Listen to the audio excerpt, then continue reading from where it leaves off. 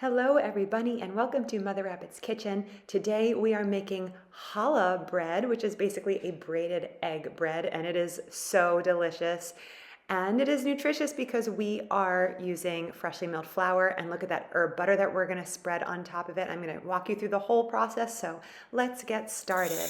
We're gonna start with 600 grams of hard white wheat. You could also use hard red wheat. Now here's the deal. I used 600 here, but you could also go up to about 650 if you want your bread a little bit easier to work with and it's still amazing. I'm also adding 12 grams of yeast and 100 grams of sugar. And then I'm also adding 12 grams of salt. Now I'm going to crack 3 room temperature eggs right into that dry mixture. And if your eggs are coming right out of the fridge, just put them in a bowl with some room temperature to warm-ish water, just for a few minutes to take the chill off. I'm also adding 6 or 7 grams of vanilla extract. I'm giving this all a quick whisk because I'm going to temper my eggs with this warm milk. I have 300 grams of warm whole milk. It's about 110 degrees. I just put it in the microwave for about a minute and a half, and it is pretty warm, and I don't want to scramble my eggs. And the whisking while the milk is getting poured in is a way to keep that from happening. So as you can see, I'm just taking my freshly milled flour and putting that on top of the wet ingredients. And on top of that, my last ingredient is going to be 1 stick of room temperature butter cut into chunks.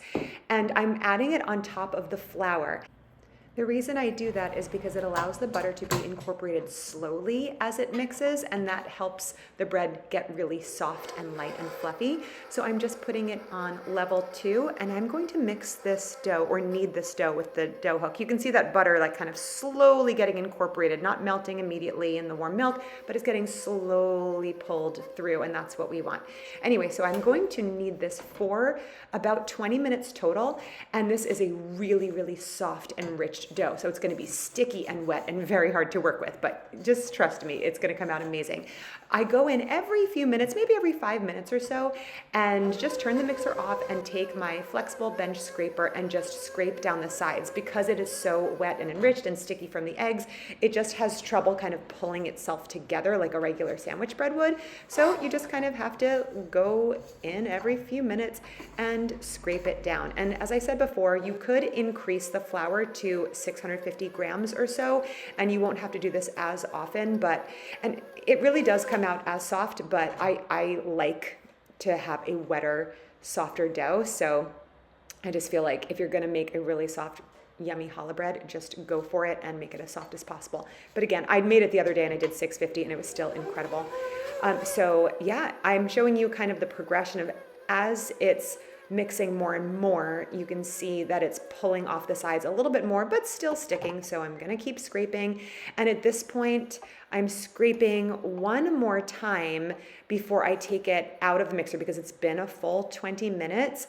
And see how sticky it is? I just want you to see this close up because I don't want you to get frustrated thinking you did something wrong, because it's very different from a regular sandwich bread or a roll dough.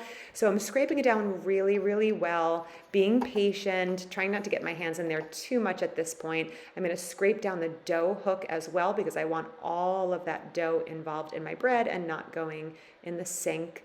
And see how gloopy it is? That's okay. I'm going to take my flexible bench scraper and pull. I do this with regular bread dough too, but this I'm going to do for a little while, like maybe a minute or two, and I'm just going to keep getting underneath it and scooping it over. It's kind of like kneading it in the bowl, just folding it over and trying to get it to form as much of a dough ball as possible, even though it is quite soft and sticky. And then after I complete this step, I'm going to take my little olive oil that you see there on the counter, and I'm going to drizzle some olive oil around the sides of it, just like I would a sandwich bread or anything else like that, because we don't want anything sticking to the bowl as it rises. So I'm going to go down there with my bench scraper again and just kind of like tuck that oil in.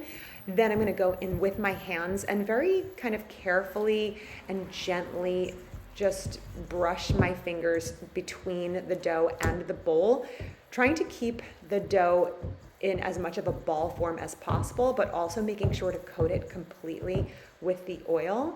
And when I feel like that is completely coated, I'm just gonna flip it over a few times and make sure it's coated on all sides, then cover it with plastic wrap and let it sit at room temperature for about an hour or until it's doubled in size. While that's happening, I'm gonna go ahead and make my herb butter.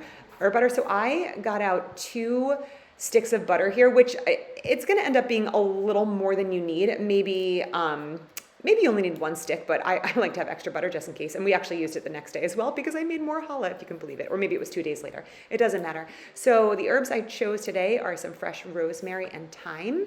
And so I'm just pulling the rosemary leaves off of the stem. It's kind of easy if you hold one end and kind of pull through to the other side.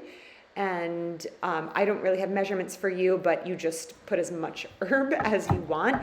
I think I also forgot to mention, but you probably saw me do it in the video, is I drizzled a little bit of honey on top of the butter. So I put about a tablespoon of honey for the 2 sticks of butter. And the butter is also room temperature. So after I chop those herbs really finely, I'm just gonna add them to the butter. I also added a little bit of lemon essential oil, which gave it such a subtle, bright flavor. It was so delicious and it tasted like spring. And if you don't have that, you can either use lemon zest or squeeze a little lemon juice in there, or you can just omit the lemon altogether. You can make this butter anything you want. You can simply make a honey butter, or you can simply just butter your bread. That is delicious too.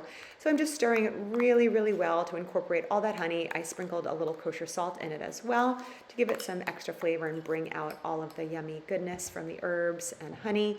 And then I'm just transferring it into this fresh, more clean looking bowl because I am bringing this to my cousin's house for a dinner party, and I just want it to look really nice when I bring over the bread and the butter, and it just is fun to dress it up a little bit. So there's the butter. We're going to cover that with plastic wrap and set that aside. I didn't even put it in the fridge. I left it at room temperature because it's easier to spread onto the bread. Now you see that my dough has doubled in size. It was about an hour. I didn't time this perfectly. I have lots of stuff going on in my house. So when I let bread rise, it's not a perfect process. It's whenever I can get back to it. So at this point, I'm just being careful as I'm working with it. You can see it's pretty sticky, but it's workable.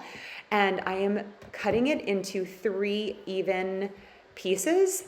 And I'm going to kind of stretch those out into long snakes, if you will. And I'm just working carefully because it is sticking, but it doesn't really stick to my hands because it has lots of butter and then the oil coating on it.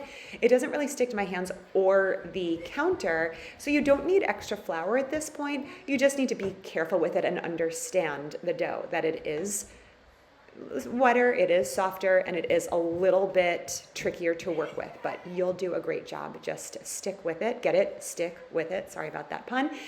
And as I get these, I'm going to separate them a little bit and then braid it. I'm just going to bring the ends together. Now, if you've ever braided hair before, this should be pretty easy for you. If you don't braid hair, then just pay close attention. You're going to start with the ends kind of tucked together, and then you're going to weave the outer over the inner, and again the outer over the inner, and you can kind of pull them to the side to make more room for yourself. And the thing that I find the most tricky about this is not making a braid, because I've done that a million times in my own hair and my kids' hair and all that stuff, but it's kind of making sure not to stretch out your strands, because otherwise you'll get kind of an uneven thickness. And even though I am careful, it does happen to me pretty much every time. You'll see as it rises and as it cooks, there are thicker parts and thinner parts of this braid, but it all comes out amazing. So don't worry too much about that. I'm putting it on a baking sheet lined with parchment paper. I have my oven preheated at this point to 400 because I was in a little bit of a rush at this point. To keep it easy, I'm gonna say go ahead and cook it at 3. Oh, you know what? What am I talking about? I need to give it a second rise. So I did have my oven preheated because I was in a rush and I wanted my dough to rise quicker. So I did put it on top of my oven to get it to rise quicker, and it worked really well. You can see how it's like a little bit uneven, thicker in that middle part, but who isn't? You know what I'm saying? And I'm just whisking some egg and water together to make an egg wash to brush on top of my dough right before it goes into the oven, and I make sure to get all the nooks and crannies because it makes such a beautiful, glistening, shiny crust, and it's so, so delicious.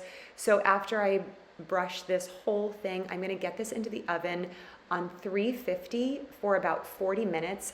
And you're going to see that I also put some tin foil on top after it browns nicely, about halfway through, maybe 20-30 minutes in. I put some tin foil on top and let it finish cooking. And so a total of about 40 minutes, and it comes out just golden and oh, so good. It smells amazing. You guys, if you have not yet made challah, then it is your sign to get started. And thank you so much for watching. Make sure you hit that subscribe button, click the like button, and leave a comment. I hope you make it. I hope you enjoy it. And I'll see you next time.